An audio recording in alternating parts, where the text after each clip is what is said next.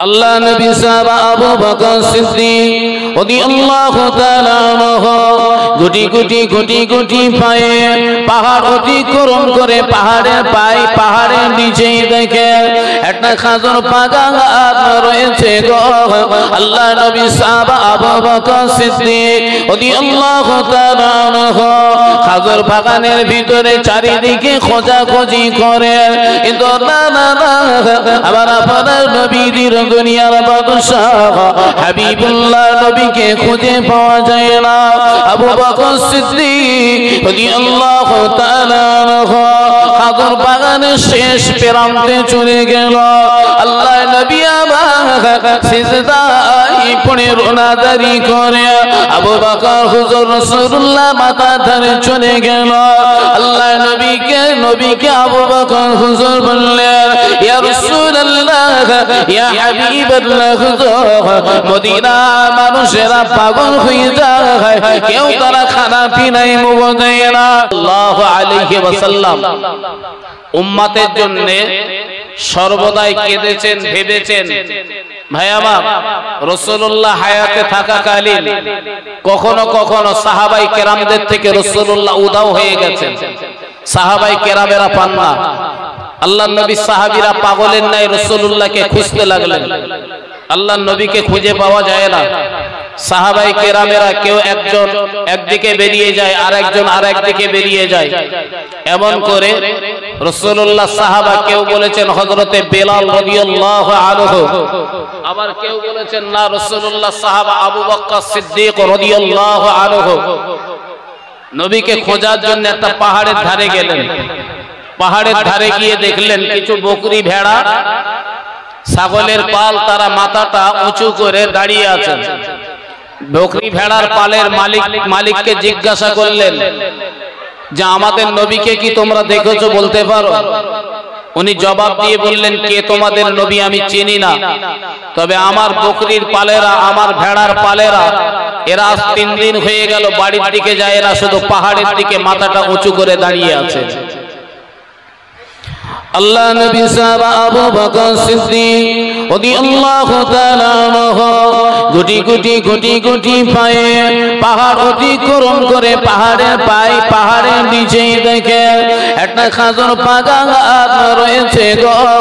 আল্লাহ নবী সাহাবা আবু বকর সিদ্দিক রাদিয়াল্লাহু তাআলা আনহু খাজুর বাগানের ভিতরে চারিদিকে খোঁজাখুঁজি করে, কিন্তু না আবার আপনার নবীর দুনিয়ার বাদশাহ হাবিবুল্লাহ নবীকে খুঁজে পাওয়া যায় না।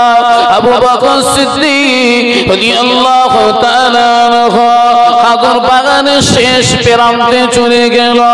আল্লাহ নবী আমার সিজদায় পড়ে রোনাদারি করে আবু বকর হুজুর রাসূলুল্লাহ মাথা ধরে চলে গেল। আল্লাহ নবীকে আবু বকর হুজুর বললেন, ইয়া রাসূলুল্লাহ ইয়া হাবিবাল্লাহ হুজুর, মদিনা মানুষেরা পাগল হয়ে যায়, কেউ তারা খানা পিনাই মুখ দেয় না। ইয়া রাসূলুল্লাহ আপনি উঠে বাড়িতে ফিরে চলুন, মদিনার মসজিদে নববীতে ফিরে চলুন। আল্লাহ নবী সাহাবা আবু বকর রাসূলুল্লাহ জবান থেকে কোনো উত্তর পান না। কিছু সময় বাদে আবু বকর হুজুর মুখটা ঘুরিয়ে নিয়ে গুটি পায়ে পাহাড় অতিক্রম করে আবার মদিনার দিকে বেরিয়ে যায়। আল্লাহ নবী সাহাবা আবু বকর বেশ কিছু তো আসার পরে রাসূলুল্লাহ সাহাবা ওমরের সাথে দেখা হয়ে গেল। আল্লাহ নবী সাহাবা আবু বকর হুজুরকে দাঁড় করিয়ে বললেন, ও ভাই আবু বকর, আল্লাহ নবীকে কি পাওয়া গেছে বলেন না।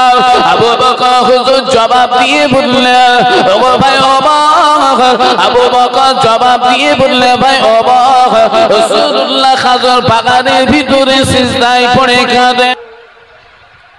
রাসূলুল্লাহকে 3 দিন যখন খুঁজে পাচ্ছেন না, সাহাবারা কাঁদছেন খাজুর বাগানের ভিতরে, খাচ্ছে না পাহাড়ের এপিটে ছাগল বকরি ভেড়ারা, তার মানে পশু পাখিরা রাসূলুল্লাহর কান্না দেখে তাদের খানা পিনা বন্ধ করলো। ভাই আমার, সত্যি কথা বলতে কি, পশু পাখিরা রাসূলুল্লাহর জন্য খাওয়া দাওয়া বন্ধ করতে পারে, কিন্তু এ জাতি খাওয়া দাওয়া বন্ধ করবে বলে অত সহজে মনে হয় না। মনে হয় এখন বাজে কম বেশিতে প্রায় 9:10টার কাছাকাছি। তো এরা জানে যে আজকে এই জায়গায় একটা মজলিস হবে, গ্রামের মানুষ জানে না, কম বেশি জানে, অথচ তারা চিন্তা করতে যাব না শোবো, যাব না শোবো। ভাই এখানে আসলে ধরে নেন এ জলসা কবুলই হলো না, এ জলসা আল্লাহর দরবারে গেলই না, মেনেই নিলাম ক্ষণেকের জন্য। আপনি আপনাকে দিয়ে বিচার করুন আপনি ভালো কিনা। যদি আপনি ভালো হন, এমনি বাড়ি বসে তো সুবহানাল্লাহ জীবনে পড়া হয় না, তো এখানে আসলে অন্তত সুবহানাল্লাহটা পড়া হবে। বাড়ি বসে জীবনে একবারও দরুদ শরীফ পড়া হয় কিনা সন্দেহ, আল্লাহই ভালো জানে। এখানে আসলে সেই দরুদ শরীফটা পড়া হবে, বিনিময়ে কিছু নেকি হবে না হবে না। আল্লাহ নবী বললেন, যে জায়গাতে আল্লাহ এবং আল্লাহ নবীর কথা আলোচনা হয় ওই জায়গাতে স্বয়ং রাসূলুল্লাহ হাজির থাকলেও থাকতে পারে, এতে সন্দেহ আছে। নবী আসতেও পারে নাও পারে, কিন্তু এতে কোনো সন্দেহ নেই, ভেজালও নেই। যে জায়গায় আল্লাহ এবং আল্লাহ নবীর কথা হয় ওই জায়গাতে আল্লাহর ফেরেশতা হাজির থাকেন। একবার জোরে বলুন। মন কি চায় না যে একটু ফেরেশতার সঙ্গে বসে আসি?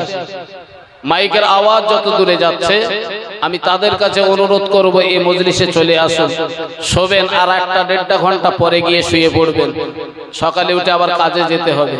ভাই আমার, মূলত আপনাকে বোঝাতে চাইছি আমি যে রাসূলুল্লাহ আমার আপনার জন্য কষ্ট কম করেননি। রাসূলুল্লাহ হায়াতে থাকতে ইসলাম প্রচার করতে গিয়ে বেঈমান বেদিনদের কাছে প্রচুর মার খেয়েছেন, কিন্তু রাসূলুল্লাহ কখনো ইসলাম প্রচার করা ছেড়ে দিয়ে বন্ধ করে বাড়িতে গিয়ে শুয়ে থাকেননি। তারপরেও ইসলাম প্রচার করেছেন, কারণ আমাদেরকে জান্নাতের রাস্তা দেখাবেন বলে। রাসূলুল্লাহ 63 বছর হায়াত পেয়েছিলেন। 63 বছর হায়াতের ভিতরে 23 বছর রাসূলুল্লাহ নবুয়ত প্রাপ্ত হয়েছিলেন। বাকি 40 বছর রাসূলুল্লাহ নবুয়ত প্রাপ্ত ব্যক্তি নয়, কিন্তু তিনি নবী ছিলেন। কিন্তু নবুয়ত পেয়েছিলেন রাসূলুল্লাহ মাত্র 23 বছর। রাসূলুল্লাহ 23টা বছর উম্মতের জন্য এত কান্না কেঁদেছেন যা গোটা পৃথিবীর মানুষের কান্না একত্রিত করে দিলেও রাসূলুল্লাহর কান্নার সঙ্গে মিল হবে না। দুনিয়ায় থাকাকালীন রাসূল খুব কেঁদেছেন, এখন কি মনে হয় যে দুনিয়ায় খুব কেঁদেছে এখন একটু ঘুমোচ্ছে বলে মনে হয় কবরের ভেতরে?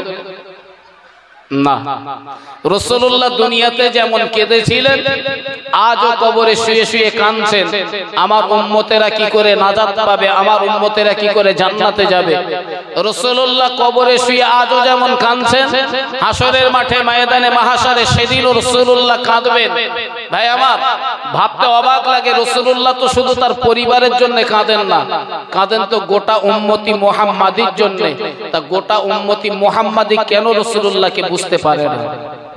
সব বুঝি সব জানি, অথচ মানতে গেলে আমাদের একটু কষ্ট হয়। ভাই আমার, যারাই মেনেছে তারাই প্রকৃত আল্লাহর মাহবুব বান্দার ওলি হতে পেরেছেন। যখন রাসূলুল্লাহর মায়া মমতা ভালোবাসা আপনার আমার দিলে যতদিন না থাকবে ততক্ষণ পর্যন্ত আপনি পরিপূর্ণ মুমিন আর মুসলমান হতে পারবেন না। ভাই আমার, কত মায়া কত মমতা আর কত ভালোবাসা আপনার ভিতরে আছে আমি জানি না। রাসূলুল্লাহ যখন মক্কা থেকে হিজরত করে মদিনাতে চলে গেলেন, রাসূলুল্লাহ সাহাবীরা বললেন যে মক্কাতে নবী নাই ওই মক্কাতে থাকবো না, আমরা চলে যাব সেই মদিনায়। একবার জোরে বলুন সুবহানাল্লাহ। এটা বর্ডার ক্রস করতে হবে, মক্কা আর মদিনার বর্ডার ক্রস করে মদিনাতে যেতে হবে। সাহাবাই কেরামেরা বললেন, সাহাবীরা বললেন যে মক্কাতে নবী পাবো না ওই মক্কাতে থাকবো না, চলে যাব সেই মদিনায়। কিন্তু মক্কা আর মদিনার বর্ডারটাকে ইহুদিরা ঘিরে রেখেছে যাতে কেউ মক্কা থেকে আর মদিনায় যেতে না পারে। মদিনা থেকে যদি কেউ আসে তাকে আসতে দাও, তবে ঢুকতে কাউকে দিও না। তারপরেও সাহাবাই কেরামেরা কিন্তু মদিনায় ঢোকা কেউ বন্ধ করতে পারলেন না। রাসূলুল্লাহ সাহাবা আবু সালমা রাসূলুল্লাহকে সারাটা দিন দেখতে পান না, মনটা অস্থির হয়ে পড়ল। কলিজায় জ্বালা শুরু হলো, গুটি গুটি পায়ে বাড়িতে ফিরে গেল। বিবিটাকে ডেকে বললেন, বিবি গো, আমি বিশ্ব নবীকে দেখতে পাই না, আমার কলিজার জ্বালা বন্ধ হয় না, আমাকে একটু বিদায় দাও, আমি মক্কা থেকে মদিনায় চলে যাব। একবার জোরে বলুন সুবহানাল্লাহ। নবী দেখতে পায় না, তাই তার কলিজার জ্বালা